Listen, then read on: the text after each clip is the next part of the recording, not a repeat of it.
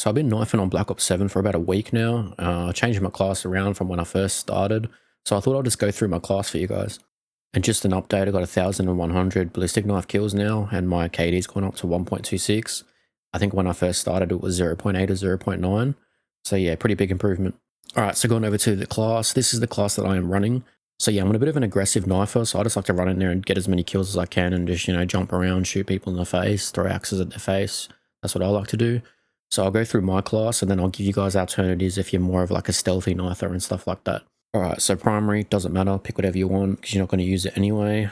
For the secondary, I'm running the crossbow. You can, again, pick whatever you want. I'm just running the crossbow just in case I get bored and want to shoot people with it. Now, for the wildcard, I'm running perk greed, which I'll explain more when we get to the perks at the bottom. For the melee, I'm running the ballistic knife. You can unlock it through the week 1 challenges, but I ended up buying it. Field upgrade, I'm running the mute field. So what the mute field does is a stealth device that gives you ninja, ghost, and cold-blooded all at once, which is really handy. Like for example, if the other team has a dog or like HKDs, whatever they're called, you can put this mute field on and you'll be undetectable, so they won't be able to kill you. And for the tactical, I'm running the stim shot, and then for the lethal, combat axe. Alright, getting down to the perks. I'm running lightweight for perk 1. It just increases your movement speed overall, so it's very handy for knifers. And for perk 2, I'm running scavenger because you're going to run out of ammo really quick with the ballistic knife and your combat axes as well. And then for perk 3, I'm just running dexterity. It doesn't really give you too much to work with for knifing, but I wanted to keep that core combat specialty at the bottom there. So as you can see at the bottom, after each kill, gain a buff to movement speed and health regen speed for a short time. So that works perfect for me being an aggressive knifer. And then lastly, getting to the wildcard perk greed, I'm running tech mask. And so what I like to do when I get into games is I'll wait and see what the enemy team's doing. If they're going to be throwing a lot of, flashes and concussions, I'll keep it to tech mask. But if I get into a game and they're throwing a bunch of explosives, then I will go over here and I will change it to flak jacket, which is going to help me with explosives. And the good thing about these new Call of Duties is you can edit your class while you're in the game now. So you can change it while you're in the game, which is super helpful. Alright, so that's the class that I've been running, and now I'll just go through a couple changes depending on your playstyle. Alright, so for the wildcard, you have a few options. You can go with Tac Expert if you want to have more like stun grenades or something. You can go with Danger Close if you want to spawn with an extra lethal, like an extra combat axe. You can use Prepper, able to give you 2 different field upgrades, which could be pretty handy. Might be something that I'll try out later on. And then lastly, you can also go with Specialist, which gives you 3 perks instead of score streaks, which could be really OP if you get your perks right. This is definitely something that I'm going to try out when I unlock it. And that's it for the wildcards. Obviously for melees, if you don't want to use the ballistic knife, you can use a melee as well. Alright, so moving on to the field upgrades, just keep in mind that field upgrades, tacticals, and lethals all come with this thing called overclocks, which are basically just perks / upgrades to whatever you're using in those slots. So for example, if I go to mute field overclocks, these are the 2 options I get. So the 2 options are remain off mini-maps when firing an unsuppressed weapon, and then the other one is increasing the active duration of the mute field. So I'm going to go with the first one.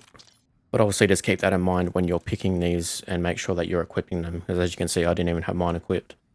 And other options for field upgrade, you can go with the active camo as well if you wish. They also added tactical insertion recently that you can use.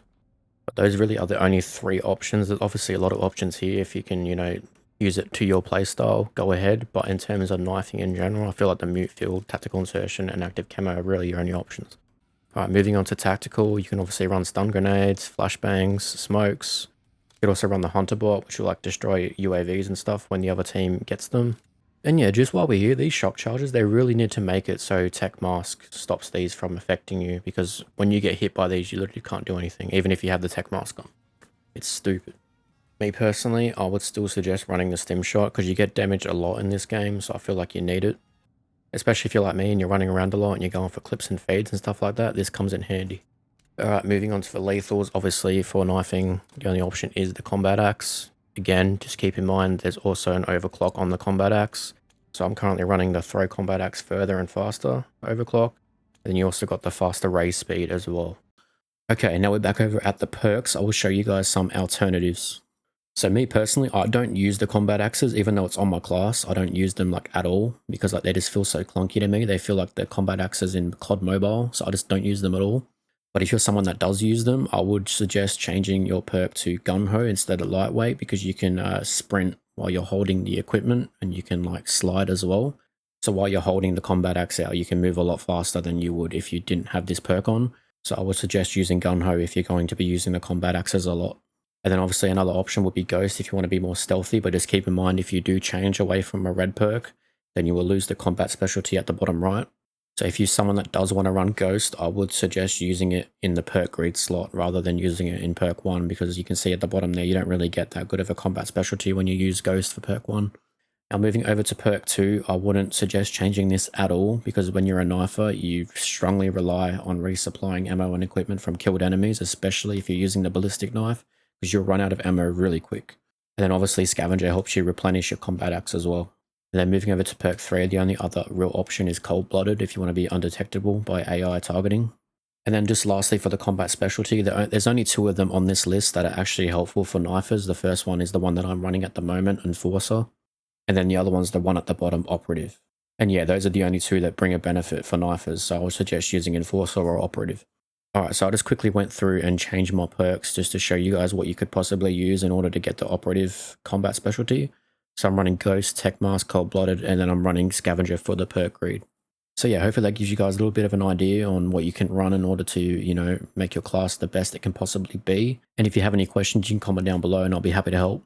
And yeah, that's about it, guys. You know, obviously you got to make sure that the class caters to your playstyle. So if you're an aggressive knifer like me, this class on your screen's perfect for you. But obviously if you're more stealthy, then, you know, you can just change your perks like I explained before. So yeah, just wanted to keep it short and sweet, get straight to the point, give you the information that you were after. All I ask in return is that you like the video and help me out. That would be much appreciated. And yeah, guys, that's going to be a wrap. Hope you guys enjoyed, and I'll see you in the next one.